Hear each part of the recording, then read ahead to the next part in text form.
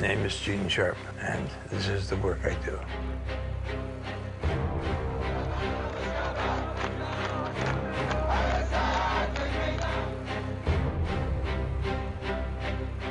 This is a technique of combat.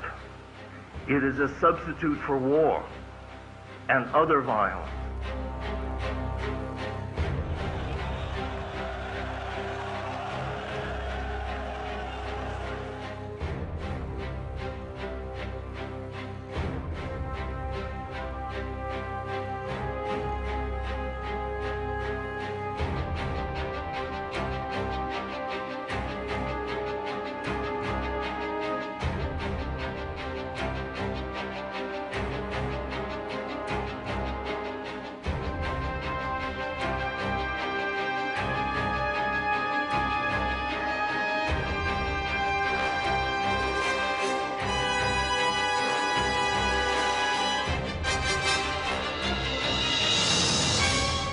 As we speak, somebody is doing it in Iran. As we speak, somebody is doing it in Egypt. As we speak, somebody is doing it in Venezuela. I'm telling you the facts I know. To be counted as a threat to a tyrant is a matter of pride, I would say. It means we're effective. It means we're relevant. It means out of this very small office, we produce work that threatens regimes. Gene Sharp's tactics and theories are being practiced on the streets of Syria as we speak now.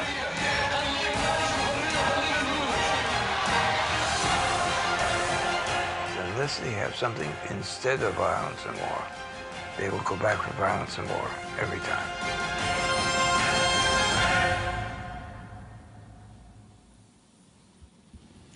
Gene, welcome.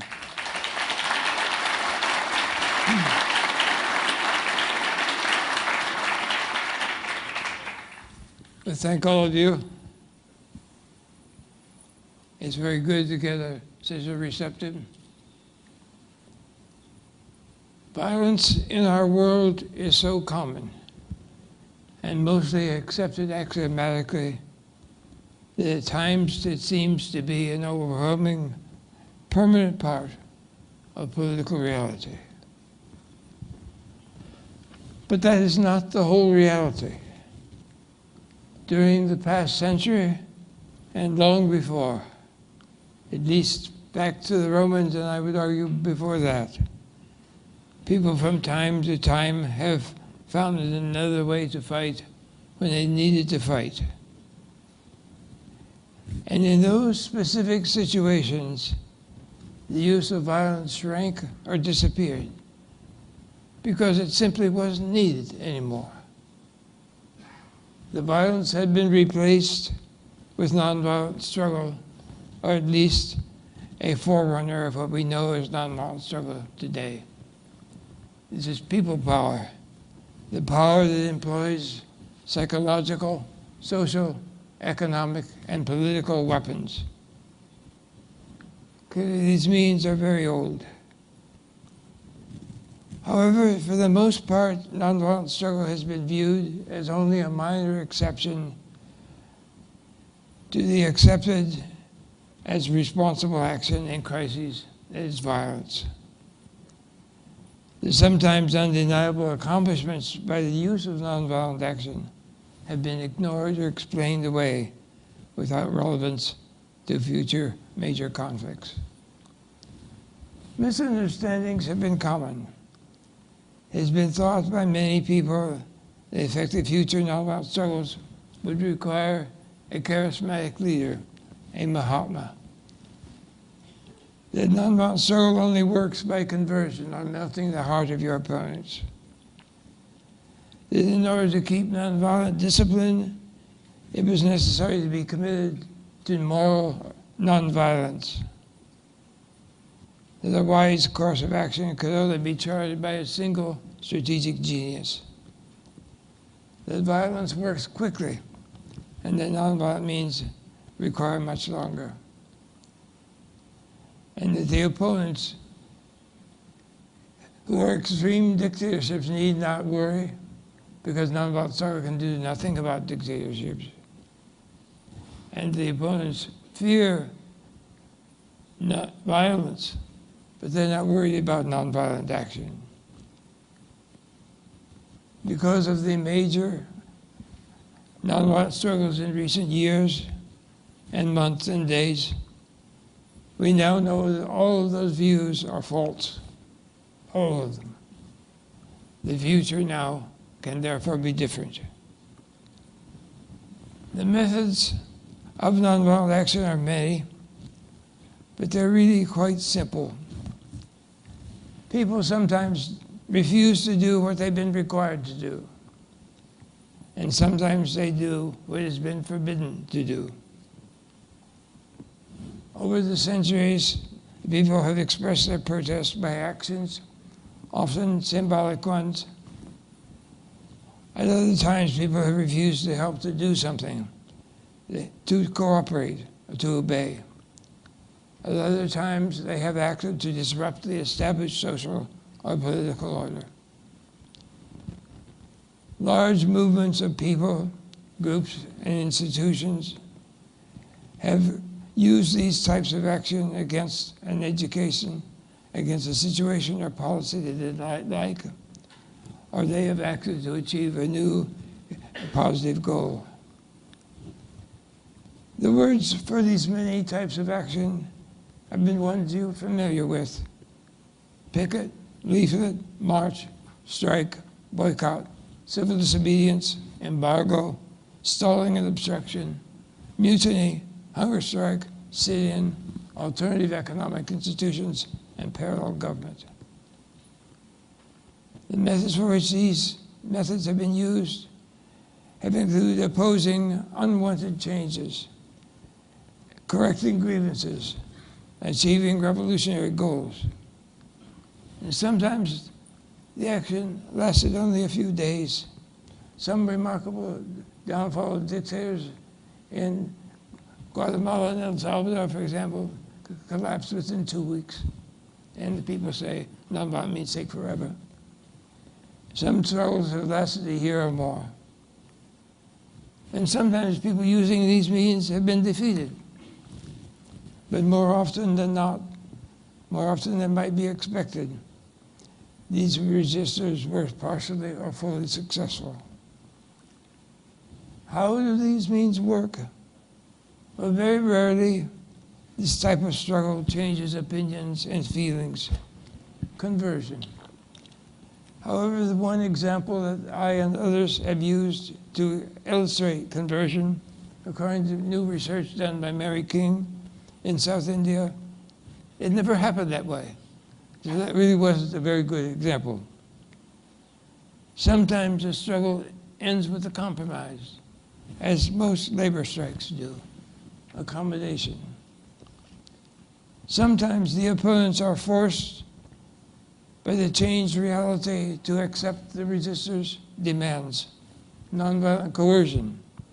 For example, last February, in the face of national defiance, President Mubarak resigned.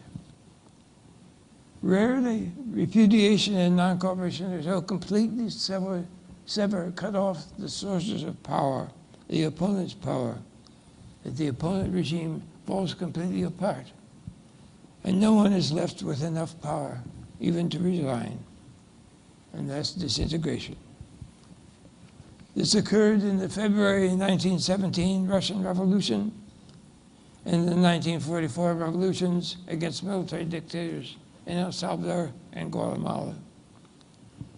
Nonviolent struggles have been used to achieve justice for oppressed minorities. The civil rights movement in the United States, for example, for working people, for women, religious groups, victims of dictators, colonial peoples, and others. Nonviolent struggles were waged in Nazi-occupied Denmark and Norway, where I used to live, and elsewhere, and even in Berlin to save Jews. And they saved Jews.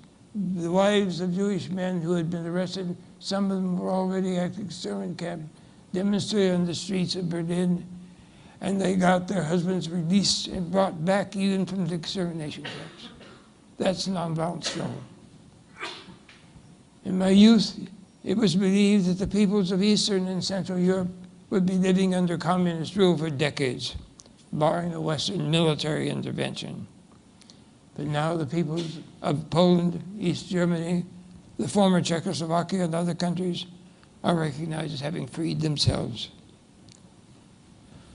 Perhaps most remarkable of all have been the achievements of the little nations of Lithuania, Latvia, and Estonia.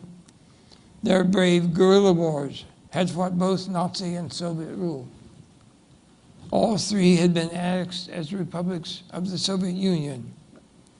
And yet, using nonviolent defiance, they exited the Soviet Union, suffering only 12 lives lost in Lithuania, 8 in Latvia, and none in Estonia. Compare that to Chechnya. In the former Soviet Union itself, a hardline coup d'etat in August 1991 was intended to stop the liberalization launched by Gorbachev. However, it was defeated by major protests and by non-cooperation. The use of nonviolent struggle in major conflicts has been expanding in recent decades, as has the knowledge of how to make it effective. New publications have helped this development with virtually no promotion. From Dictatorship to Democracy, a generic examination of how nonviolent struggle can destroy a dictatorship, is now in 34 languages. The Arab Spring and other developments demonstrate that the genie is out of the bottle. It cannot be put back again. The knowledge of how to cast off oppression nonviolently is now known and is spreading.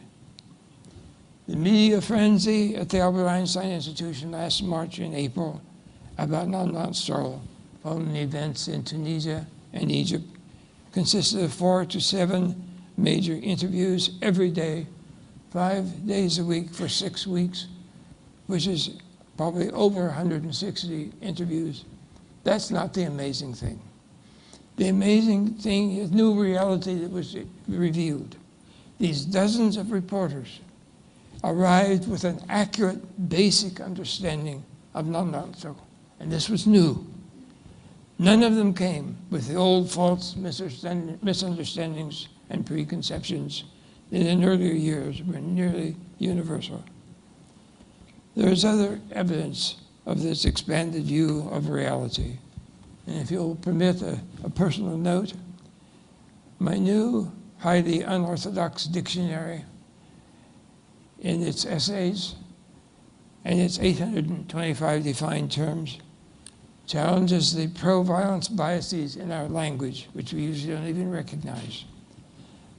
The understandings of power and defense, and the paucity of clear words about nonviolent alternatives.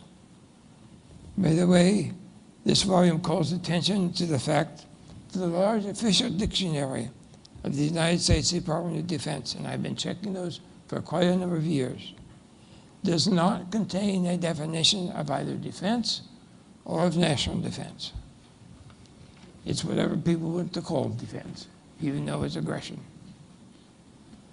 My new dictionary will be published by Oxford University Press, November 1, as Sharp's Dictionary of Power and Struggle, Language of Civil Resistance in Conflicts. It is now becoming understood that political power is derived from identifiable sources.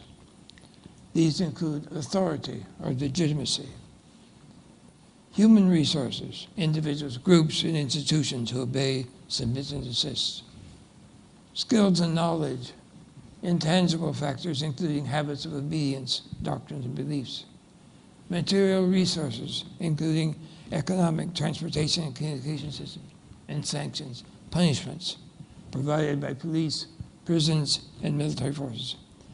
And that all of those sources of political power are made available by the obedience, cooperation, and assistance of people, groups, and institutions.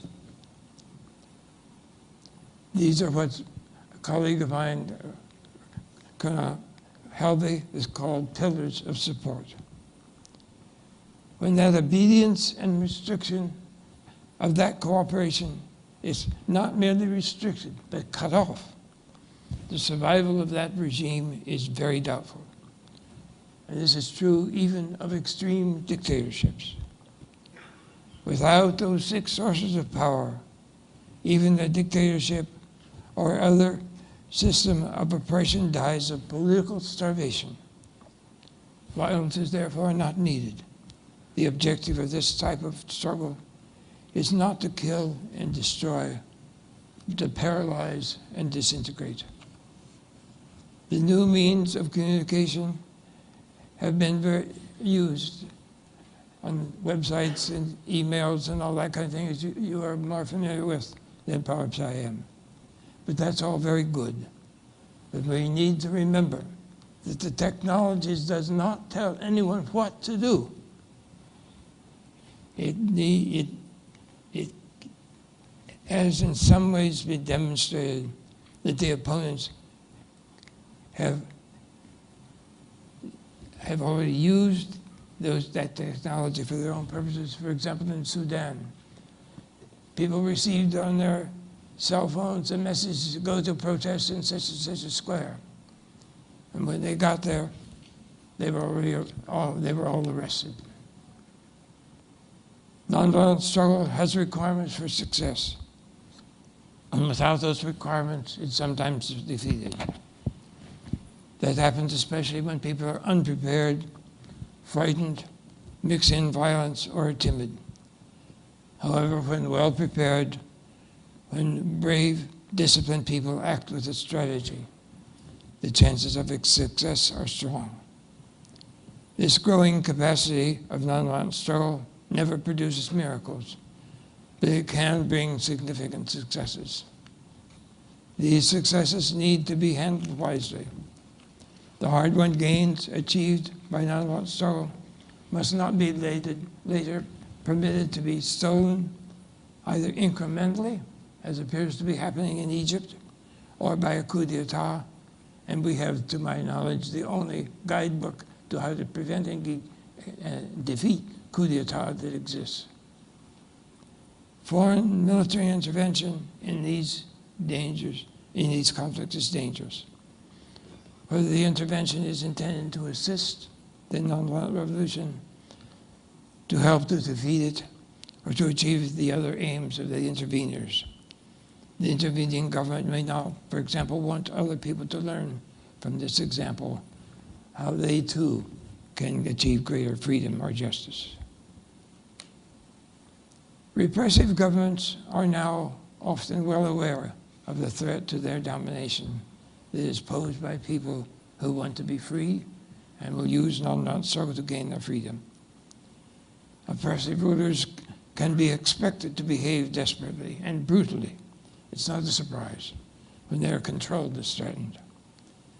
Sometimes autocratic rulers openly admit their alarm at the spread of the knowledge of nonviolent struggle. A future of domination, the rule of violence, and popular helplessness is not inevitable. We now have the knowledge needed to block that sad future, if we have the will to use it. We can block the installation of new dictatorships, and we can share knowledge of how to destroy existing dictatorships. We are now at a new stage in the practice and potential of nonviolent struggle. If we take the wise and responsible steps in the coming months and years, the future can reveal achievements far beyond our present ability to imagine them. Jim, thank you very much for that.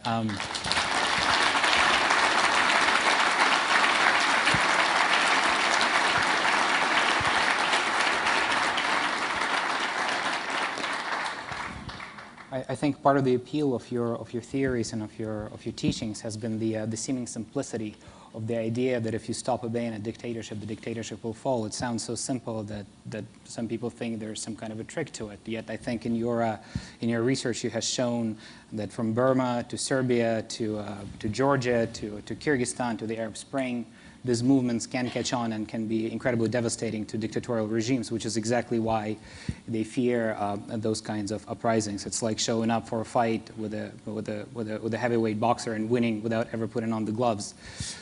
But I think there's an important point we have to make here is that sometimes nonviolent struggle has achieved fewer results. I mean, for every Egypt and Tunisia, there's Syria and Libya where nonviolent struggles have morphed into something much more sinister with no clear sort of resolution in sight. So I wanted to ask you whether you think some entrenched regimes, and we can name names, but we all know what they are, and there are quite a few of them in the world, have been so successful in snuffing out any semblance of opposition, whether it's online or in people's kitchens or anywhere else, that nonviolent struggle has perhaps run its course in those societies? Or do you think they just have not tried hard enough? That's too simplistic. And Syria is very different from Libya.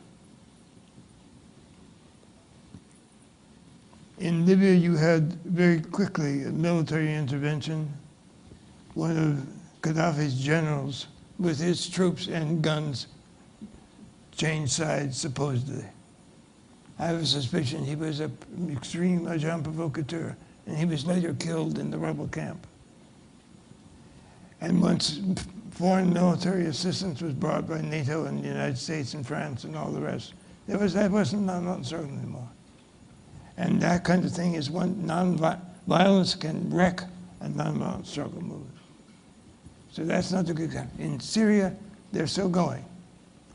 I have been startled and amazed at not only the nonviolent discipline, only scattered violence. And it's all kinds of killings almost every day by people who say, we're not afraid. This is what Gandhi was trying to tell the Indians, don't be afraid. Be cast off fear. And I always honestly thought, well, he's being a little romantic and naive. And the Syrians and others have said, we are not afraid anymore, and that's what terrifies the dictators. That's why the brutality is so great in Syria. They think if they're only brutal enough, the resistance will collapse. And so far, the dictators have been proved wrong. But this is not easy.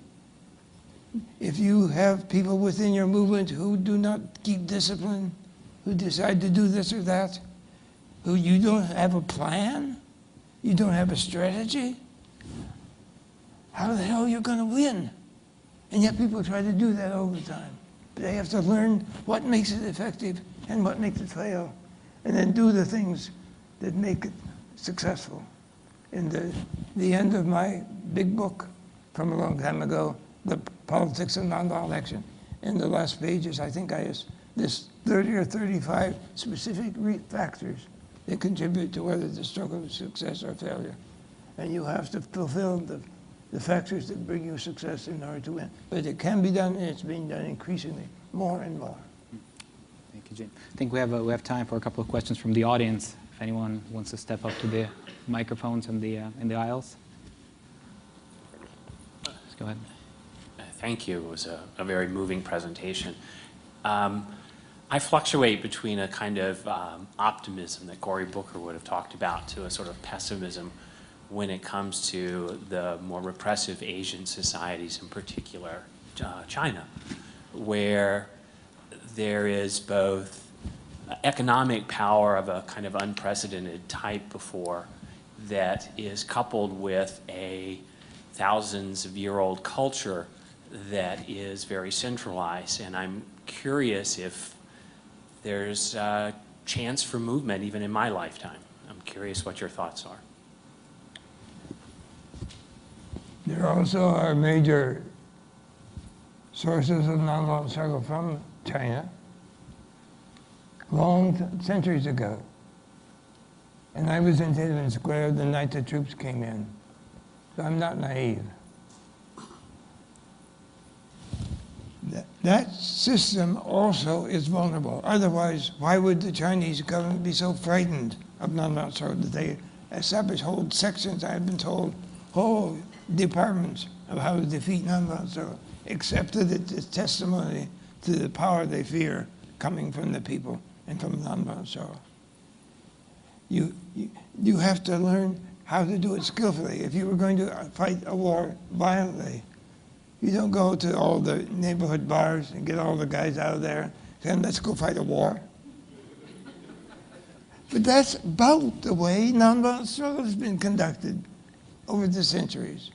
People were improvising. They didn't know what the hell they were doing. What would make it effective? What should they be aware of? Who was this guy who was urging violence? They didn't know he was a tool of the political police. It's happened in the Russian Empire, the third section, repeatedly. It's happened even, I'm told, by the Gestapo doing that. Dictators and rulers who fear the power of people will do their damnedest to defeat it. And you have to know how to be smarter than they are and more courageous and more skilled in what you do. Any more questions for Gene? Please go ahead. You were there first. Okay, thanks. Thanks, Esther. Mr. Sharp, your work is incredibly important, and you've expressed it so well. What happens once a regime has fallen? What is the book that describes, or what are the rules that describe how you create excellent civic society? Because we're all looking at the Arab Spring and other places in the world and worried about what happens next. So what are some of the ground rules for creating, from those roots, a great society? You're wise to be worried.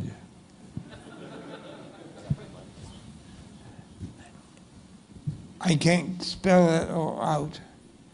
There are people who specialize in the building and construction of democratic institutions. I haven't been able to do that. I've one or two other things I've been doing for the last X years. But in the end of my From Dictatorship to Democracy, I warn about that stage. That this is the time that the Bolsheviks seize control in Russia after the successful nonviolent February Revolution, after some months of confusion and weakness of the new constitutional government. Then the Bolsheviks, with Trotsky's help, staged a coup d'etat. This is how the Ayatollahs, after the successful nonviolent revolution against the Shah, staged a seizure of power and established a repressive regime in Iran. And really, quite seriously, this book that we have, it's only about 40 or 50 pages, I think. It's a guide, the steps that can be taken to prevent a coup d'etat, not always military, often political, and some combination. And how to defeat it if the coup is attempted. There have been actual historical cases which we have drawn upon.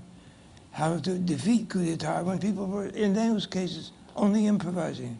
There was a case in Germany in 1920 against the Kapusch, a monarchist military coup d'etat, which was defeated by non-cooperation in the general strike, by the defeat of the generals Putsch in Algiers against the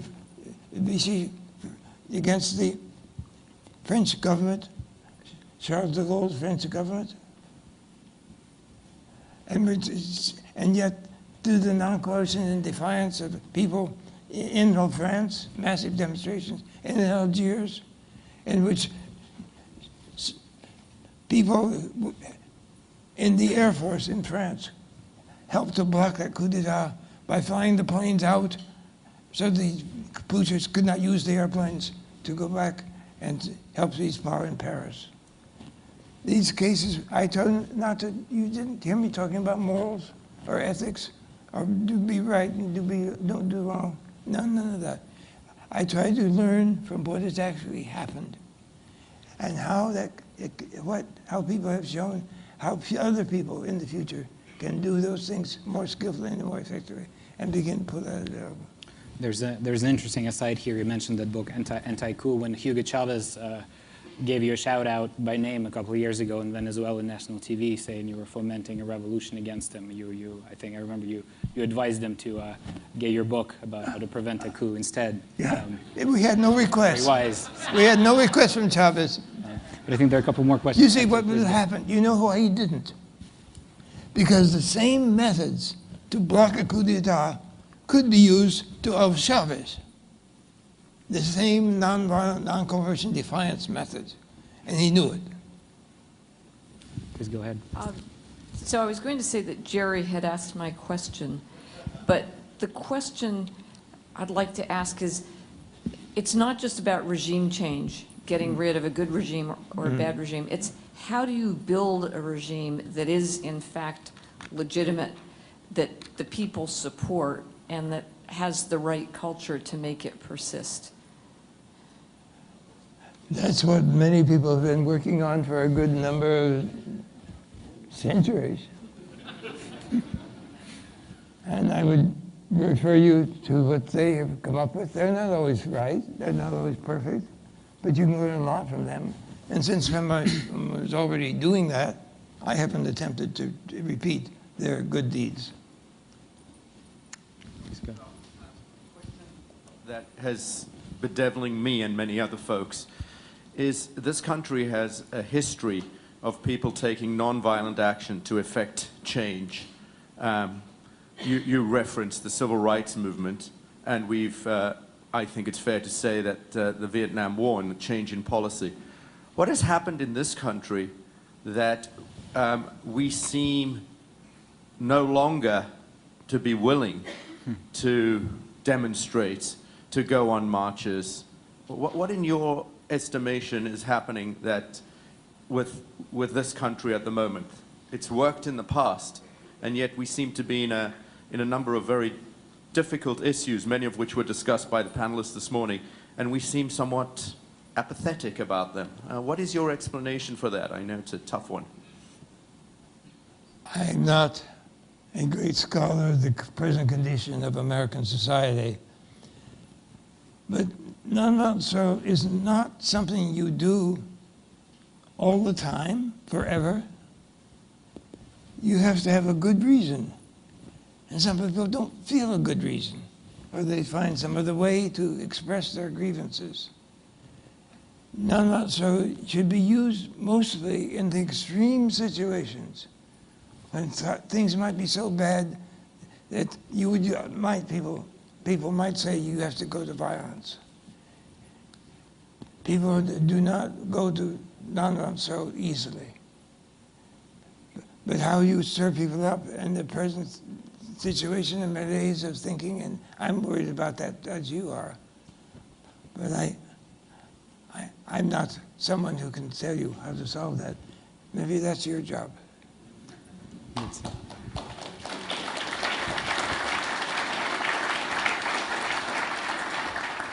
That's a fascinating subject, and obviously with all the revolutions still ongoing, plenty to talk about. Unfortunately, once again, we have to wrap it up. But I would like to thank you on behalf of the audience for your insights and for all the work you've done. Thank you.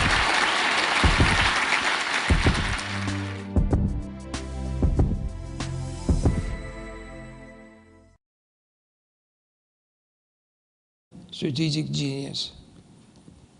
That violence works quickly, and that nonviolent means require much longer. And that the opponents who are extreme dictatorships need not worry, because nonviolent struggle can do nothing about dictatorships. And the opponents fear not violence, but they're not worried about nonviolent action.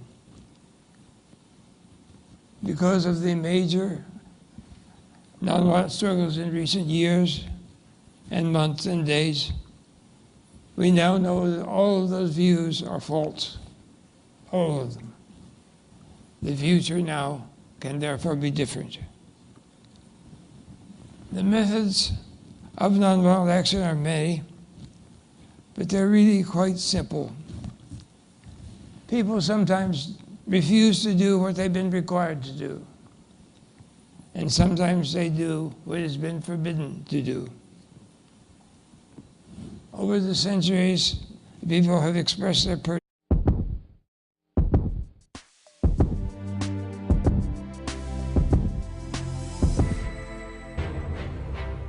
My name is Gene Sharp, and this is the work I do.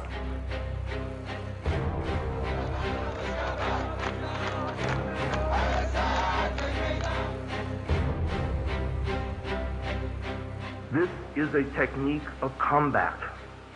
It is a substitute for war and other violence.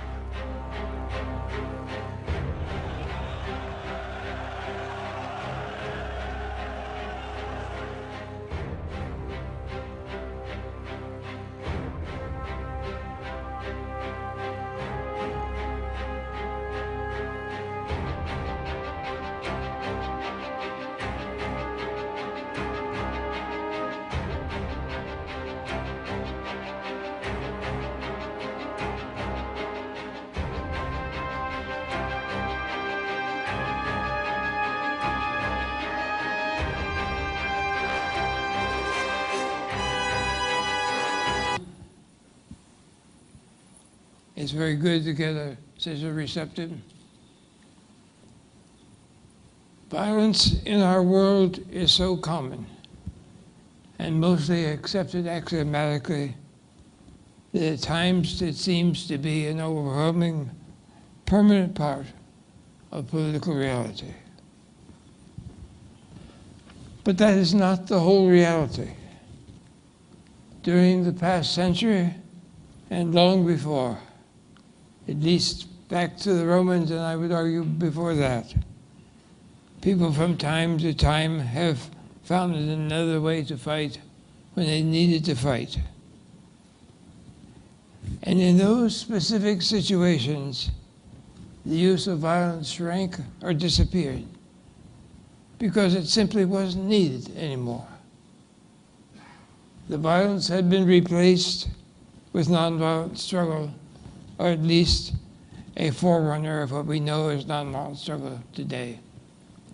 This is people power, the power that employs.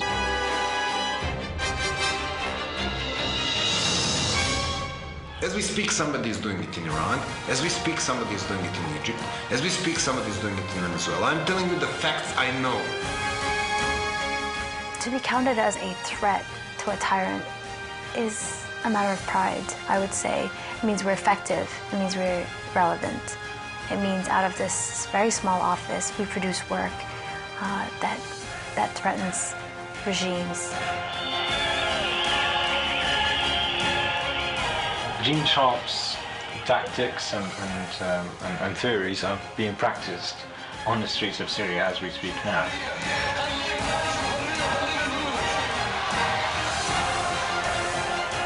Unless they have something instead of violence and war, they will go back for violence and war every time.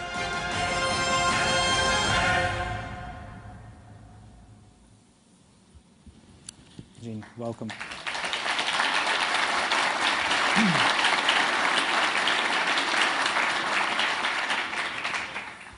I thank all of you. Psychological, social, economic, and political weapons. Clearly, these means are very old.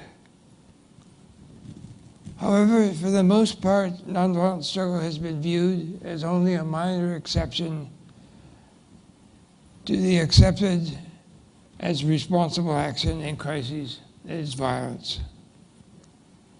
The sometimes undeniable accomplishments by the use of nonviolent action have been ignored or explained away without relevance to future major conflicts. Misunderstandings have been common. It has been thought by many people that effective future nonviolent struggles would require a charismatic leader, a Mahatma. That nonviolent struggle only works by conversion, on melting the heart of your opponents. That in order to keep nonviolent discipline, it was necessary to be committed to moral nonviolence. That a wise course of action could only be charted by a single